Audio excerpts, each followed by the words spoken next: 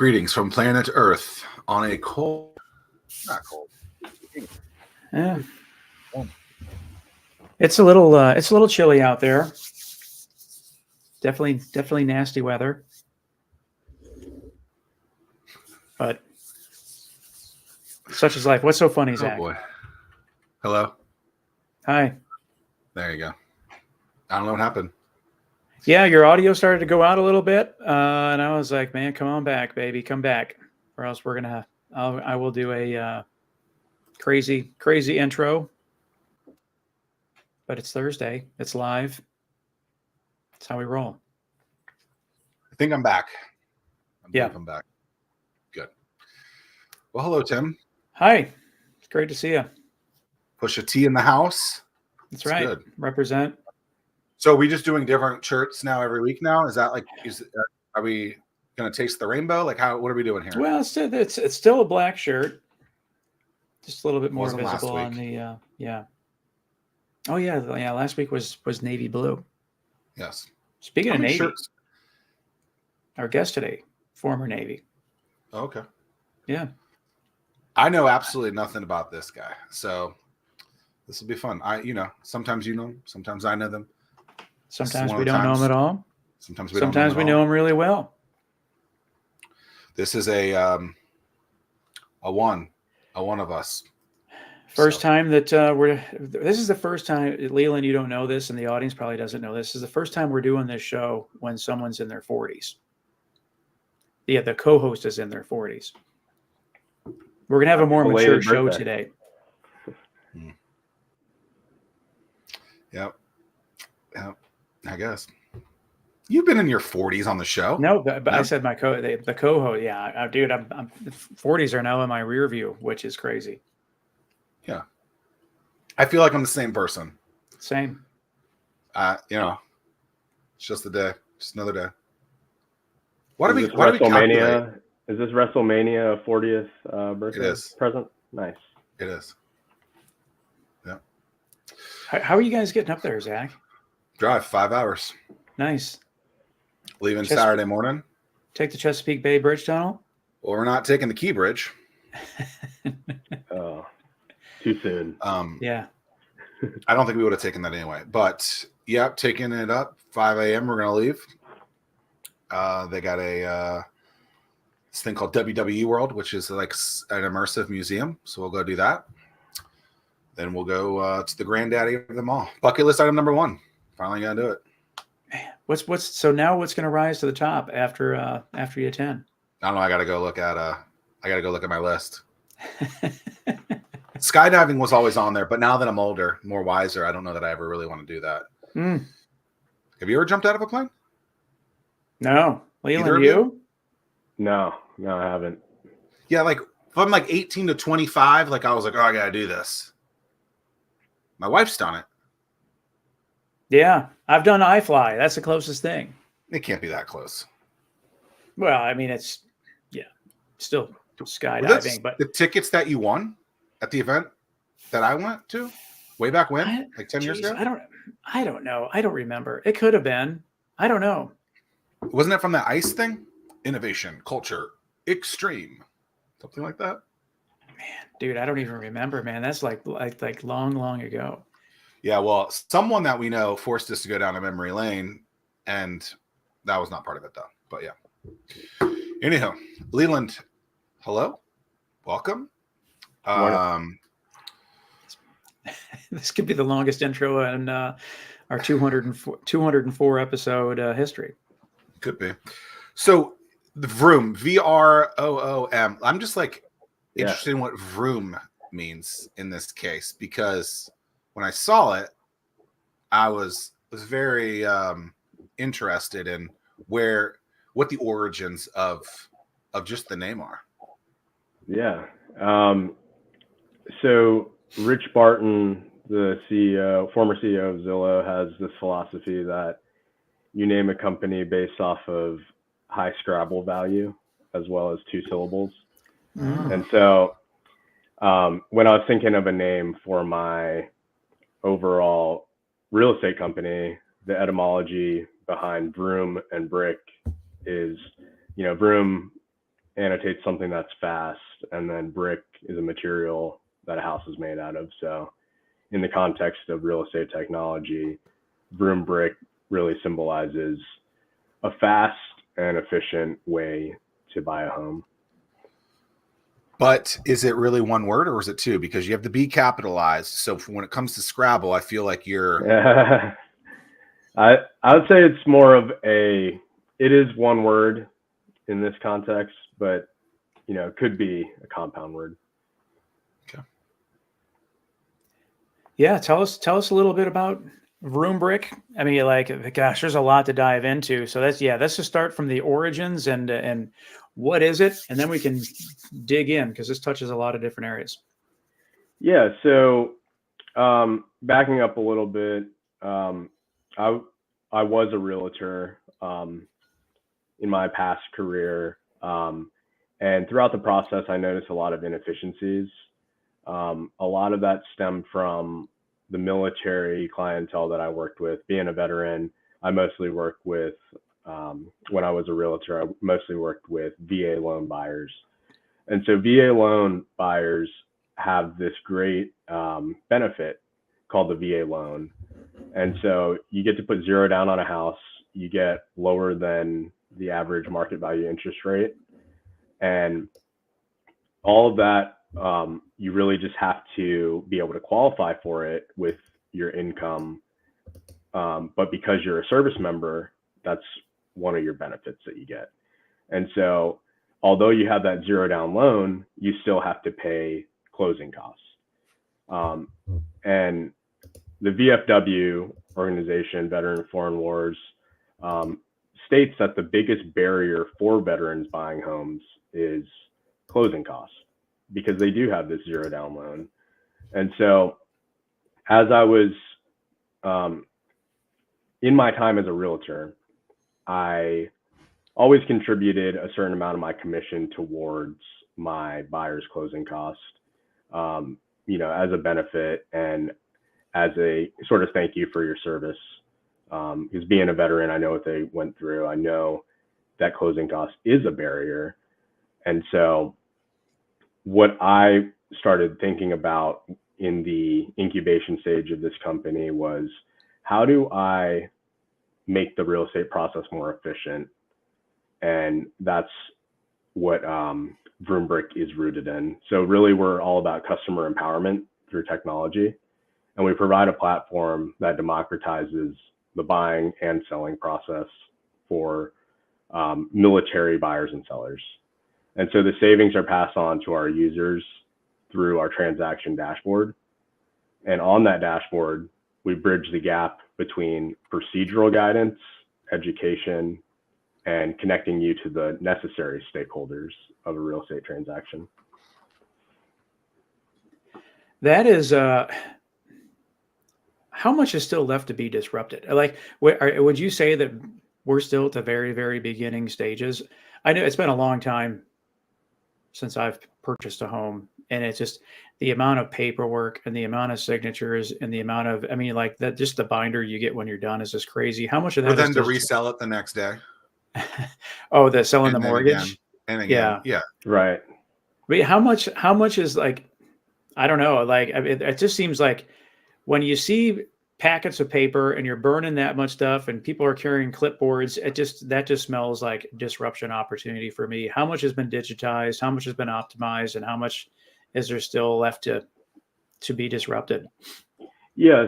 So to answer that question, I want to back it up a little bit. And this goes back to when realtor or real estate agent in the United States started. And it's in the 1900 timeframe. So backing up to 1920, the median home price was $6,300. And so median income was around $2,100. So, 3 years of income, equated to around the value of a home. Back then, real estate commission total was only 2.5%. So on that average home, that comes out to be around $170. And so as a percentage of total income, real estate commission was about 7.25%. Fast forwarding to today, real estate commission is about 30% of median income. And so to break down those numbers, real estate commission now is around 6%. So whereas in the 1920s, it was 2.5. So 1.25 was going to both sides. Today, it is now more.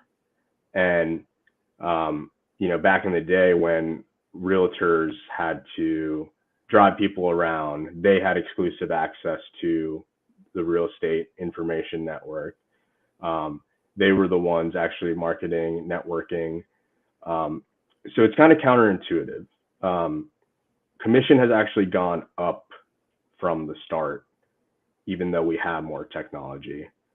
So I think a lot of that stems from monopolistic practices. And really, like you said, there is a lot to be disrupted. It just hasn't played out that way yet. I mean, it's just crazy. I mean, to me, you're bringing back like flashbacks, like, and maybe they're like, this stuff is not even part of it anymore, but like lead paint, there's so many different disclosures and everything else that, it's just like, you should be able to not have lead paint. I think Yeah. they Right. still have that. Yeah. pipes and noise and there's this, then that's not even getting into like the home inspection and all that stuff. But you add the whole thing where now if 3% is going to the buyer and seller agents, and it's just like, man, 3% of the home price as opposed, and like, that's a lot of money. And that's assuming you're making money, that you have equity in the home. But if you're, to your point, a military member, and you had to turn and sell that home in 2 to 3 years, and you haven't had a chance to make up the closing costs on the front side, or you haven't got equity on during the 2 to 3 years, that could be a pretty significant loss, I would think. Yeah, that's exactly right. And, just to zone in on what you said, it disproportionately affects the military because you're on these 2 to 3 year orders, and you don't have to sell your house. But if you want to get your maximum VA loan allotment back for your next duty station, it is an option to sell your house. However, I don't know how many times someone has sent me a request as a seller and said, like, how much money would I realistically make if I sold when I transfer from Norfolk in, this next summer? And, oftentimes if you've only been here for 2 to 3 years, you haven't had time to build equity in the home.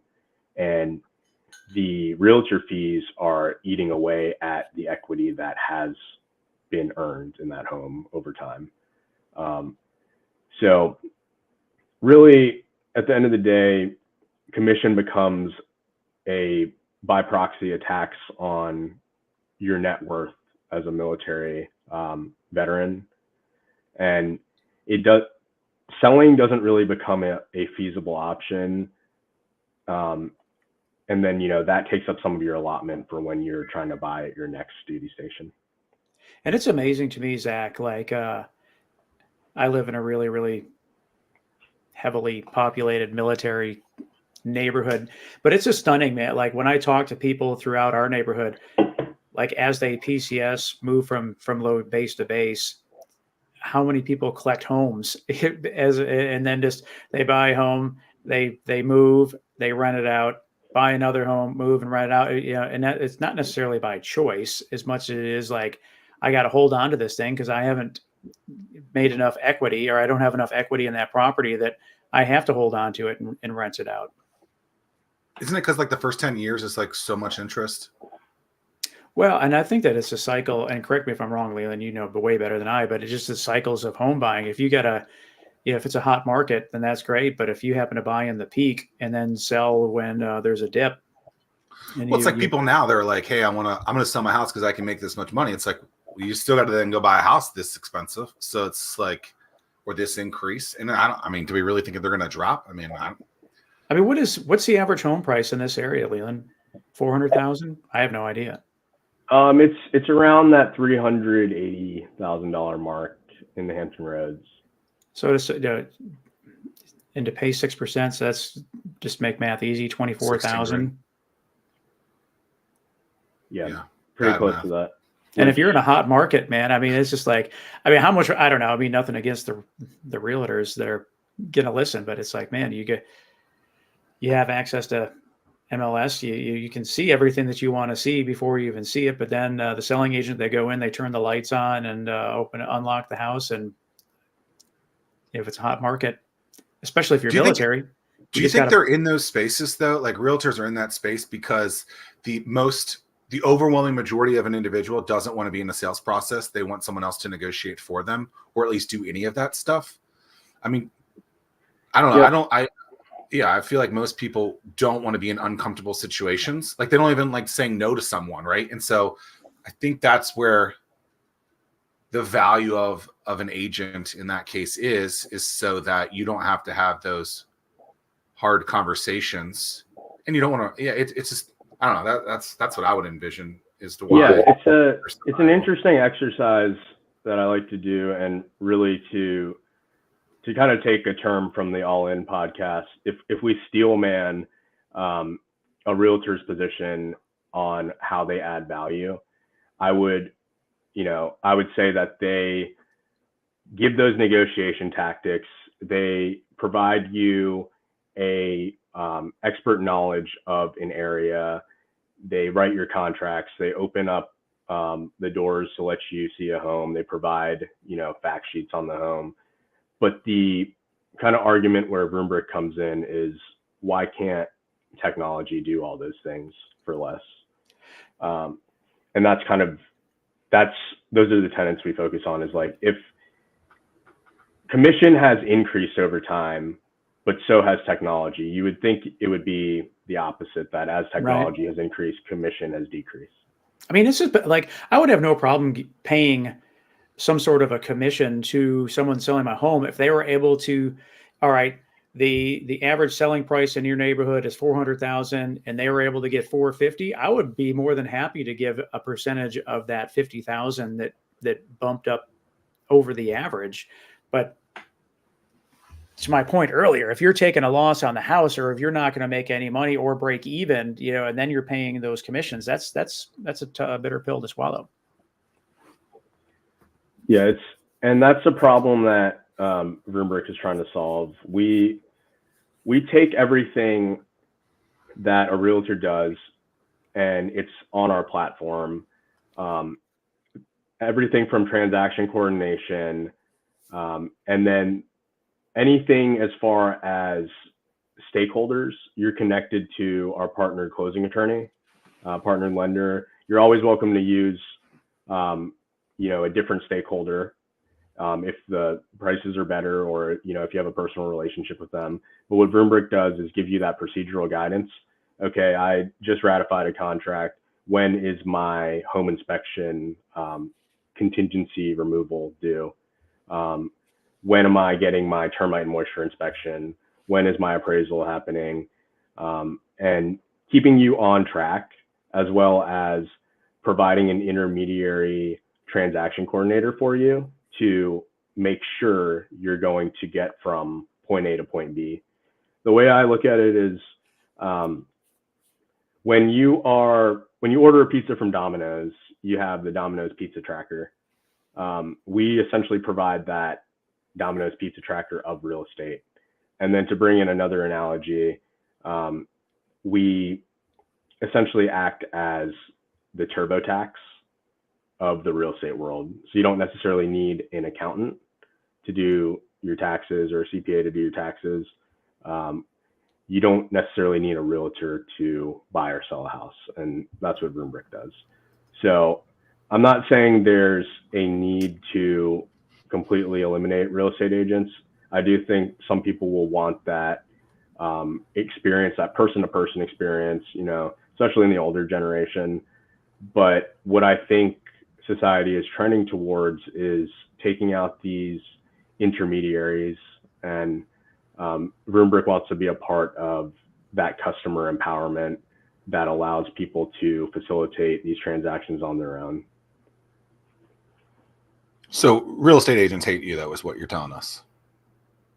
Not necessarily. Not necessarily, because we add value to a transaction. We're bringing a necessary buyer to a seller, and then from all the agents we have worked with in the transactions that we have closed, the realtors have left reviews and said it was a great experience, because we're allowing the seller to. So let me back up and explain how that works. So if a house is advertised as a 3% buyer's agent commission, but they're using the VroomBrick platform, we're only taking 1% of that. The rest of it goes to our buyer, and it gets put towards their closing costs. So we're not changing the seller's bottom line at all. We're providing them the tools and the platform to facilitate a transaction on their own. The listing agent still gets paid. The seller's bottom line doesn't change, and we're able to get them what their objective. We allow them to accomplish the objective of selling their house in an easier, more user-friendly way. And there's a big, and Zach, I don't know if you followed, and Leland, if you want to talk about the big case that was just announced with the Realtor Association in terms of, sure, that's throwing all kinds of disruption in the air as well. It's my understanding, though, that those percentages have always been negotiable. And that's so on I guess on paper they have been, but in practice, here's the whole premise of it. If I'm a buyer's agent and I see a 3% buyer's commission on one listing, and then a 1% buyer's agent commission on another listing down the street, the whole concept that was happening is called steering. And essentially what was happening is that the buyer's agent would really only show that 3% commission down the street versus the 1%, because they know that they're going to get paid more. And I'm not saying every realtor did that, but across the board, it was happening to some degree. And so as a result of this lawsuit, the big change that is happening is that buyer's agent commission will no longer be advertised in MLS. That's it. Yeah. I don't know. Gosh, there's so much to all that. I saw something in the local report saying that that ruling isn't going to impact Hampton Roads region that much. What's your take on that? Do you agree, disagree? And if so, why? Yeah. So I think we are very cushioned by our military presence. And it's the whole concept of just the market forces are going to allow people to vote what they think it costs to transact.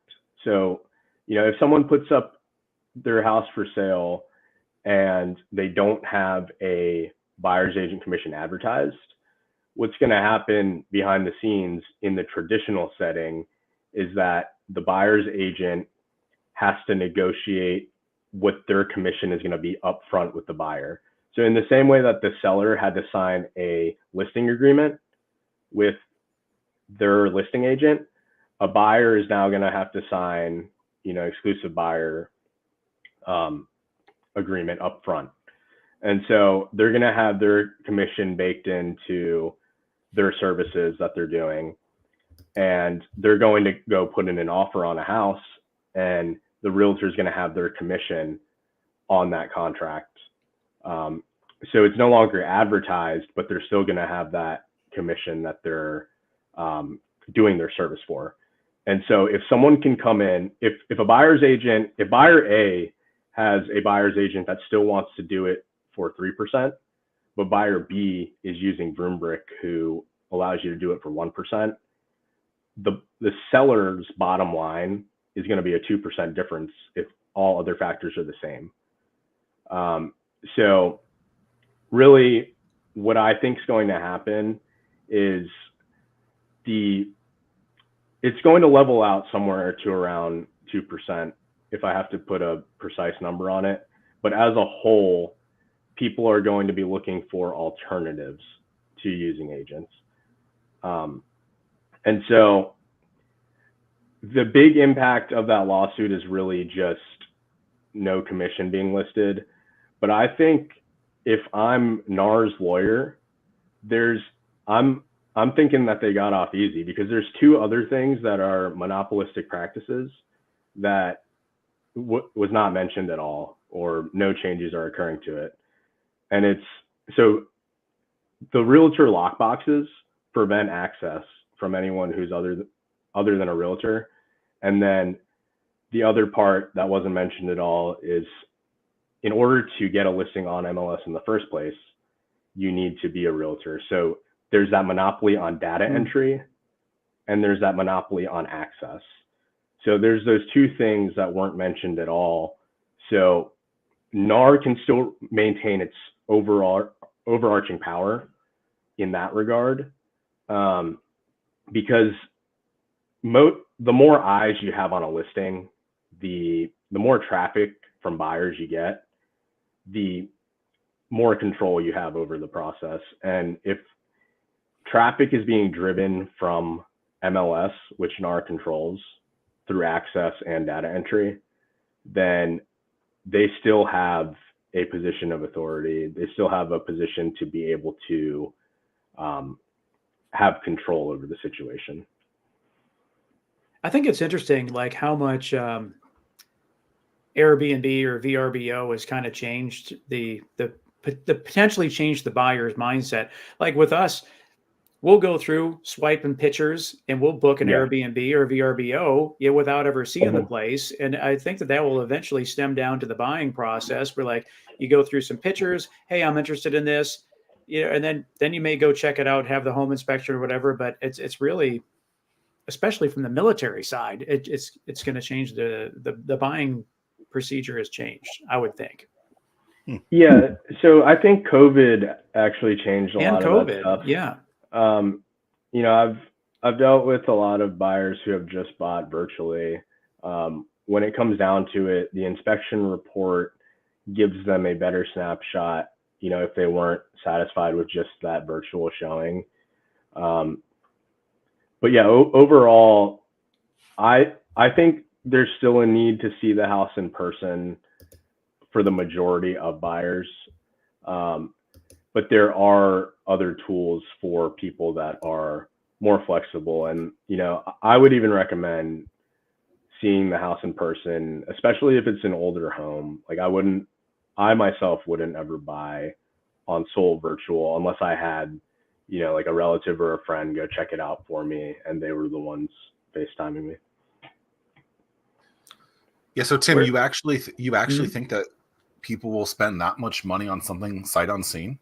Like, you think I'm not necessarily sight unseen, but I think that especially in terms of like military, once they get their orders, their time is like, they may get what is permissive TDY for active duty? You get 5 days or something, maybe 10 days. 10 days of, or at least when I was in, it was 10 days of house hunting leave. Yeah, so you got 10 days. Call it 12 to 14 days to like find something. So like you got to do a lot of homework beforehand. And then but if the home inspection comes back and the assessment value comes back, to me, I think those would be two key factors knowing to expedite that decision-making process. Yeah. And so let me highlight an example of our most recent buyer and how they were able to save using the platform. So they were buying a $540,000 house. They upfront, they're using the VroomBrick platform, and they were able to save 2% on their closing costs. So initially, they they had their offer reviewed by the closing attorney, written up, and they submitted it with the 2% closing cost assistance. So they already had about, just call it $10,000 in closing cost assistance using a conventional loan in this case. And so when it came to the repair request, it became all that much easier to request for more repairs, because now this is the first time that they're tapping into their overall bottom line of the seller. In a traditional transaction, there are people asking for closing cost and a realtor commission and repair credits. Whereas in this type of a transaction, they've already got a closing cost up front from using the VroomBrick platform, because VroomBrick's only taking that 1%. And then when it comes to those repairs, now this is when the seller starts tapping into their bottom line. So this touches on Zach's point of, working with realtors, not against them. Where are you right now in terms of, so you've, it sounds like you've had people go through the platform and use it. So where are you at in terms of development, and are people able to go to the website and use it right now? Yeah, there are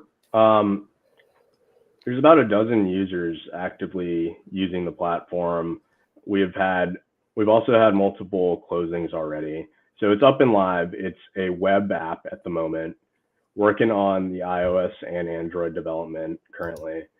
However, the MVP is fully live and fully functional. So if people are looking to save on their closing costs when they buy or sell, VroomBrick.com, you just go to get started on our page. And I want to touch on like the founding team. You're well-rounded in that regard as well, in terms of the expertise that you bring. I mean, like, to me, team is such an important part of a company. And when you have experience and expertise on the buying and selling side, you being a realtor, and then the lending side, you have a well-rounded team, so you're able to put that back into the product. No? Yes, no, definitely. So being a veteran, I have kind of that inside knowledge of what military buyers and sellers need.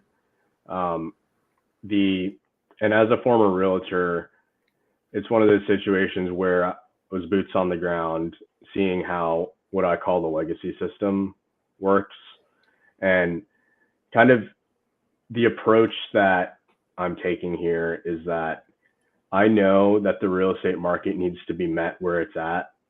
And like, there's not going to be some crazy transformative process of just AI taking over and doing every realtor's job. It has to be kind of this transitional process in which you meet the market where it's at, improve it through technology, and bring it to where you want it to be. A lot of people have the wrong approach, and not to call out any companies, but some companies try to take this marketplace approach without having both demand or supply, which is necessary for that marketplace. Like, if you just create something like Craigslist or create something like Facebook Marketplace, it doesn't mean that people are going to list on it. It doesn't mean that people are going to start because it goes back to why MLS still has control. It's all about the eyes on the home. So we give you the tools to meet the current marketplace where it's at, and as a seller, sell for that maximum value and net the maximum amount. And then as a buyer, you're meeting the listings where they're at and having the proper tools to transact and interact with that listing. I'm interested, just to go back to the thing that you said before. You used the word MVP in your vernacular. Do you find that using stuff like that actually hinders or maybe causes challenges for people? Like, when you're like, someone not want to use it because it doesn't seem like it's complete enough or something like that. Do you find that using vernacular like that on a Yeah. prototype. And I know it's not just a prototype, but like, why use those words in what you say? Is it just because this is a business that's fair. show? Like, I'm just I think that's more of for my classification. The way I look at it is we're always looking to improve the product. We go through different cycles of iteration, and so when someone goes on there, it's a fully functioning product, but there's these cycles that we are going through to constantly improve it through user feedback. And so that's why I consider it more of the minimum viable product at this point, because there's so much to be done, so much to be improved, but the important pillars of it are there. The customer empowerment and the savings are, at the user's fingertips, and everything they need to feel comfortable and confident to buy a house is there. It's more about what's coming next and what is going to be improved, and why I use that terminology. Got it.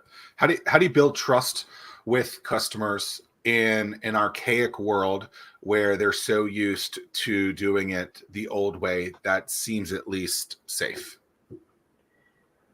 I think part of it is our marketing approach. I see a lot of companies kind of take this unserious approach to marketing, like using memes and, trying to connect with people on that level. But I think especially with real estate, you have to show them the value up front.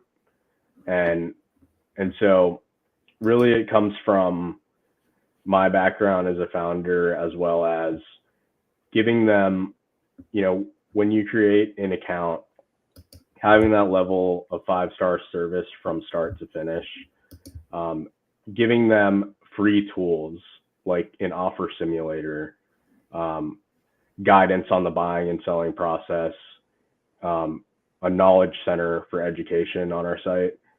So just really showing them that regardless of whether they use our platform or not, that we're a resource that they can look to for that education and guidance.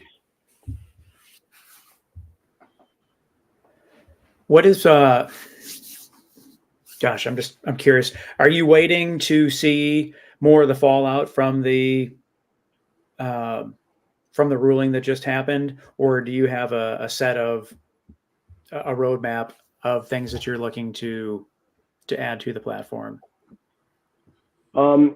Really, the things that we're adding to the platform are based off of customer feedback from customers so far, and then functionality to make our transaction coordinators more efficient. So as far as fallout from the lawsuit, I think the public is just waking up to seeking alternatives. And, this is a platform that I started building about a year and 3 months ago. So it was before there was anything at all in the air about the lawsuit. So really the lawsuit itself will help springboard what I was already trying to do, but it doesn't necessarily change the overall vision of the company. With you had mentioned like 5-star service a couple of times, like with that, if someone is using your platform to sell, or I guess actually not necessarily sell, but if they're using your platform, do you provide a list of home inspectors, or does something just come up saying, hey, a home inspection needs to happen?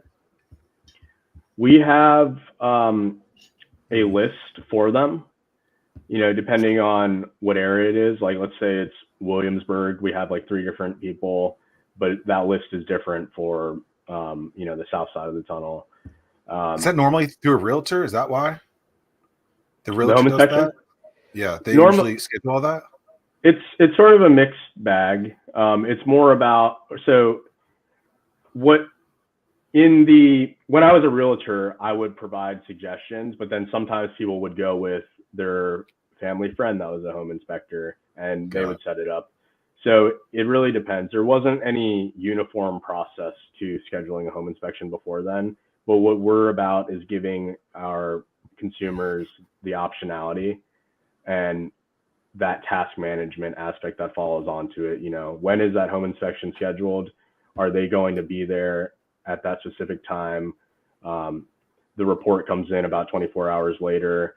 Now they have, depending on the due diligence period, they have a certain amount of days to either ask for repairs or for a repair credit. So we keep them on track with our overall dashboard. It pings them to basically provide their inputs for that repair addendum once they've got the inspection in hand. And all the loan stuff is never really done through a realtor anyway, right? So it's all No, the loan it's officer not. and all this. Are they the ones? Is whoever's handling the mortgage? Are they the ones that work with cities and figuring out all of the because you're buying the land That's actually the closing attorney. Okay, in your 50,000 pieces of paperwork that you're talking about, Tim, it's Yeah. You're seeing these things and you're just who wants to get paid? It's just So the closing attorney. Okay, so that's where you go to actually sign the stuff at the titling office. Is that? Yeah, it depends. Some people will have the closing attorney come to them at the real estate brokerage. Some people will have remote notaries. Let's say they're out of town while this is happening. There's multiple ways to do it. But what's really important is there's these stakeholders that are necessary for a transaction. And so the lender is one of them. They're the ones that order. So they pre-qualify someone for the loan, based off of their debt to income ratio and their credit score and numerous other factors when it comes to what monthly payment they can afford. But they're ultimately ordering the appraisal, which, the bank's not going to give you $1 million for a $400,000 house, because in the event that they need to repossess it, they want to be able to make sure they can make their money back. So there's all these checks and balances in place. So that's what the lender provides on that end. And then the closing attorney is the one, their office is running the title search.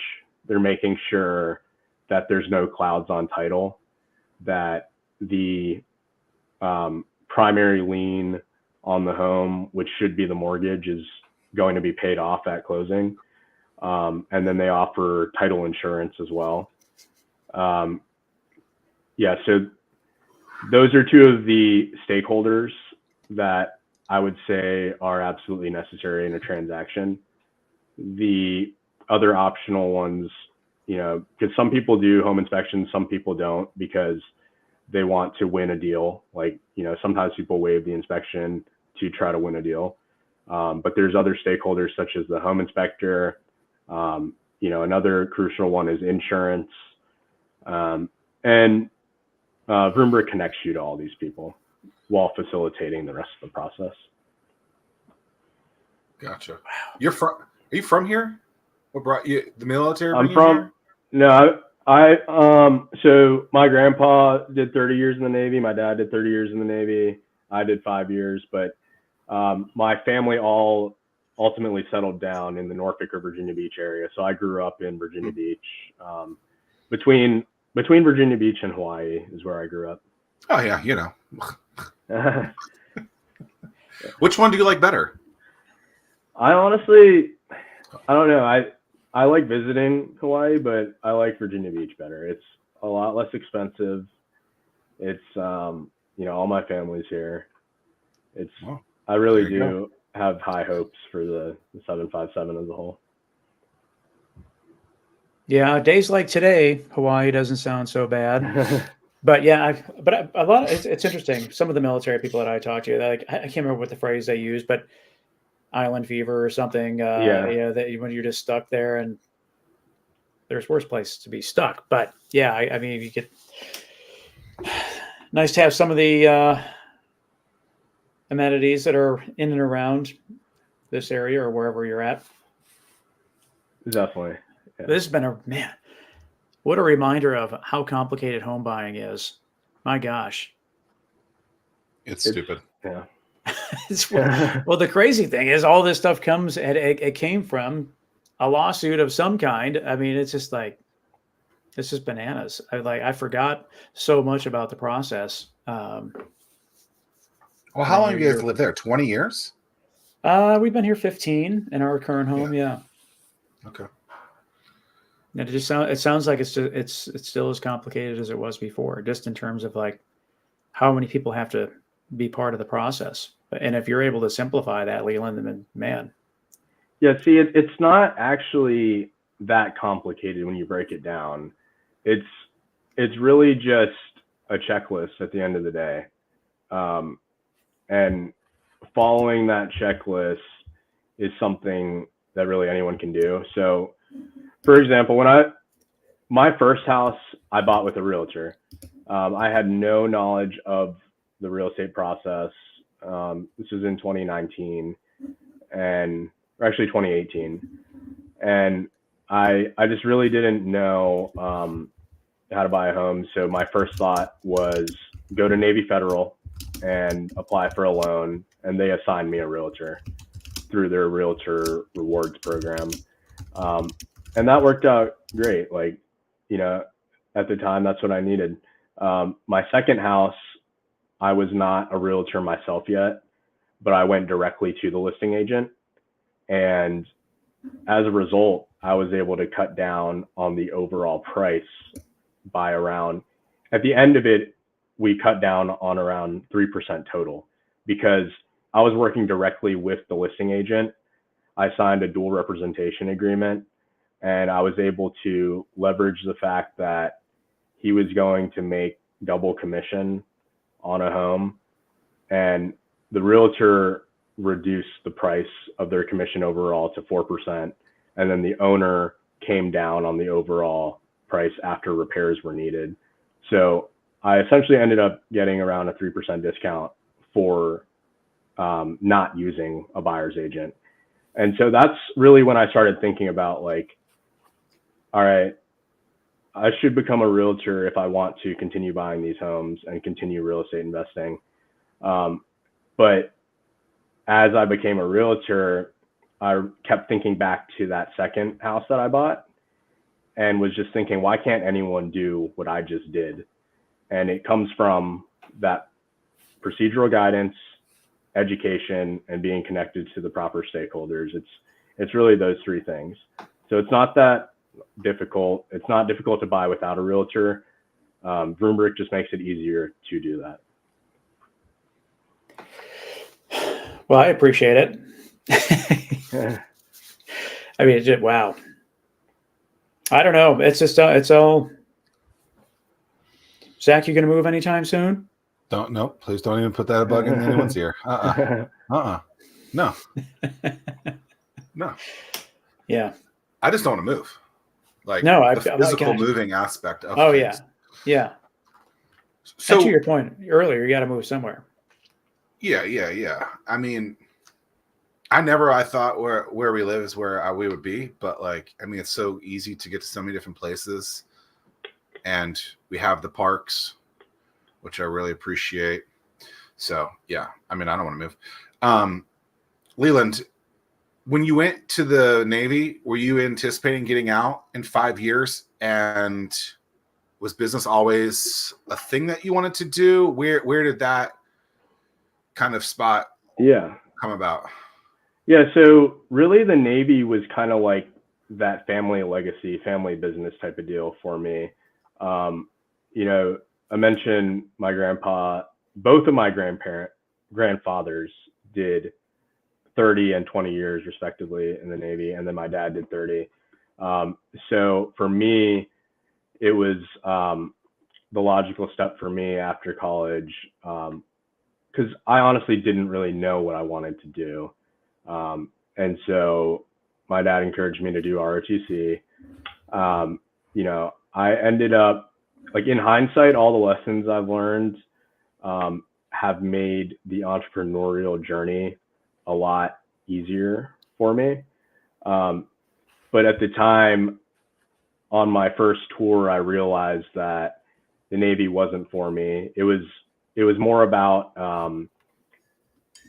the control over my schedule. Like I just didn't have any control on whether I was going to be out at sea or not. I had gotten back from a second deployment, was about to go on a third.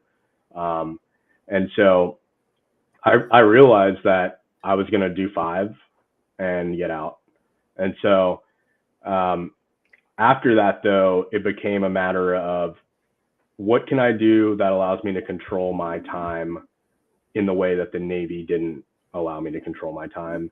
And so that's how I got into, in the Navy, I was kind of preparing myself as I got out. So that's why I got into real estate investing in the first place. And then that's why I became a realtor, because I thought it was a job where I could put in a certain level of input and get X amount on my output. And so that was pretty true. You know, the more work you put in as a realtor, the more results you get out. But in the Navy, I came in kind of bright-eyed, bushy-tailed, and wanted to make the whole system better. And I realized, you know, in my position as just a junior officer, I didn't have the full control over that. But once I got to the real estate world, I realized that there was actually something I could do about it through business. And so that's ultimately what led me down to getting out of the Navy, becoming a real estate investor, then becoming a realtor, and then, you know, eventually starting VroomBrick, which aims to make the process more efficient. When you're in the Navy or in the Air Force, are they encouraging you guys to do things like this, or are they just like, no, like stay in forever? No. Like, there's like when you say do things like this, are you talking about like set you up for success afterwards, or no? I mean like starting a business. Extra. Starting a business. Yeah. No, you're not allowed to. You're technically not allowed to do like side hustles without approval from your command. But you know, real estate investing, I guess they're talking about like you know, working a side job at like an actual, let's say you're trying to do like bartending on the side. You can't work at Blockbuster on the side. Right, exactly. Yeah, I would say there are different programs as you're transitioning out that can and will help set you up for success. But while you're in, they're not encouraging you to go start your own business. What's it like growing up here? You join the Navy and then just to turn around and get stationed here. Was that good for you, or was that like, oh man, I wanted to like go see the world kind of thing? That was great for me actually, because so I was at Virginia Tech, did ROTC there, commissioned, and then my first duty station being Norfolk was great because all my family was here. I lived at home for like the first 9 months saving up, and then from there just went on a deployment. So was able to save up even more. And that's ultimately what set me up for success in like the real estate investing world, which allowed me to inch towards financial freedom. And so being here was my number one choice because low cost of living. And it's kind of, it's interesting to see my friends that got stationed in San Diego, where the cost of living is pretty much double, and to see kind of like what in hindsight they wish they would have done, because a lot of them weren't able to get a house over there when they first commissioned, just because of how expensive things are. And so to answer your original question, Norfolk was my number one choice. I am very happy with what I got to accomplish while I was here. And I did get to actually see the world through my 2 deployments out of Norfolk. Yeah, it's I don't know. What are most people's, it's mixed in terms of when people get stationed here, like they love it. Yeah. They don't love it. Yeah. Like what are people saying? The people that don't like it, what are some of the things that they say that they do not like about this area? I feel like they're thinking of Norfolk as like the base and the surrounding area, and they're not realizing that you have anything you want to do within truly like a 3-hour radius of the totality of it. area. Exactly. Yeah. So, as like a young junior sailor, when kind of like the focus of what you're trying to do is like nightlife and that type of stuff, I think that's the perspective that people are approaching it from. But I know a lot of people that, is their first time to Norfolk that actually love the area because of that totality of the surroundings. But I have also heard that sentiment. And what I think people are really voicing is just like, as compared to San Diego, where you can go to like Pacific Beach, Gas Lamp District, all these areas that are more concentrated and more of like a true city. I think that's what they're kind of comparing it to. Have you ever been to San Diego, Zach? No. I mean, weather-wise, it's great. I mean, it's like once the morning layer burns off, all the fog in the morning. I mean, weather-wise, it's awesome. I love it. They have no sports teams now, right? I don't know. I mean, so the Padres are still there, no? Yeah. Oh yeah, maybe they're. Yeah, they're the Padres. They don't have the Chargers or. Yeah.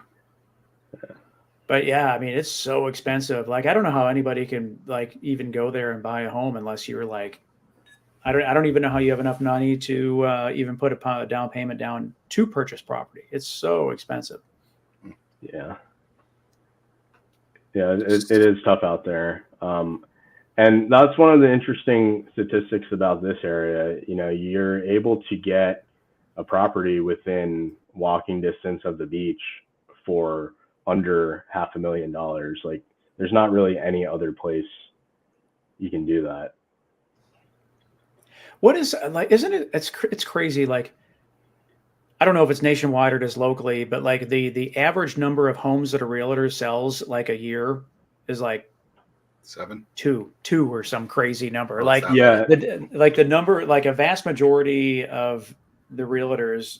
It's like it's actually like 1 point something. Like, yeah, it's the whole like 80-20 principle where 20% of the realtors are doing 80% of the business. Yeah. It's wild. Yeah, it's a tough profession to be in. There's 1.4 million realtors currently, and this lawsuit's going, like, all the experts have been saying about 50% are going to be out of the business by the end of 2025. And the interesting aspect to that is that 80% of the National Association of Realtors revenue comes from those membership dues. So if they're simultaneously paying out these settlements and membership fees are dropping to, less than 50%, then it's just going to be a recipe for disaster when it comes to their financials. And so can you give me some context to that number? So if 50% are going to drop in the next 18 to 24 months, what's a normal churn rate on something like that? Because I would envision that a lot of these realtors who are selling 1.7 a year, I mean, they're dropping anyway because they're not really doing anything. So like, where is that number? Yeah, I guess, I mean, I suppose, like, but if you're a realtor and you can sell like a $750,000 or $1 million home and you make enough money, you only need to sell 1.7 to have a $100,000 a year salary, and you just kind of chill the rest of the year, or is that wrong? Well, to touch on what Zach is asking, it's because most realtors are doing it part-time. Like, they hang their license somewhere, and they'll be doing like their main job, like they'll be like a teacher, and then, their teacher friend will want to sell a house, and they'll go ahead and, help them out with it. And I always told people it's more economical to just get your realtor license if you're ever going to buy a house. And, you know, that was before VroomBrick. But it doesn't make sense. Like, you essentially get a 3% discount on a house if you're a realtor. And so VroomBrick is making it easier to do that process without the need for your license.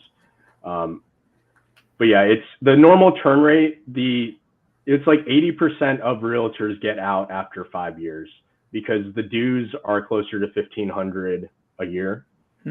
And, you know, some people just get tired of paying the dues if they're only selling one or less houses. Fascinating world that I think is just nothing. It's just ripe for continued disruption for at least the foreseeable future. Definitely. But I wish you the very best. What's taking Zach's question? What's something that you would like to talk about that we haven't talked about? Let's see. Or what's your favorite food of this region? Favorite food of this region? Gosh, I think, like, I'm one of those people who watches a show once and then doesn't watch it again. Like, so that translates over to food for me, where, like, I like a large variety of things. And I think we actually do have a large variety of food. If I had to go out to one place, I would say lately Italian has been pretty good. There's a new restaurant that opened up in Newport News City Center called Amaro. It's pretty good. That would be my one plug for Newport News. There we go. Awesome. I feel like the more we ask that question, Tim, the more the diversity of food is the answer. Yeah, that's a great point. Because there's not, and some people acknowledge that and say there's so much, right? Like Namarama would say that, but to see no one having like a real consistent answer, I think is kind of giving that, which maybe that is a good thing. Maybe that is you know, it's not just the same thing, you know, it's not just a Philly cheesesteak.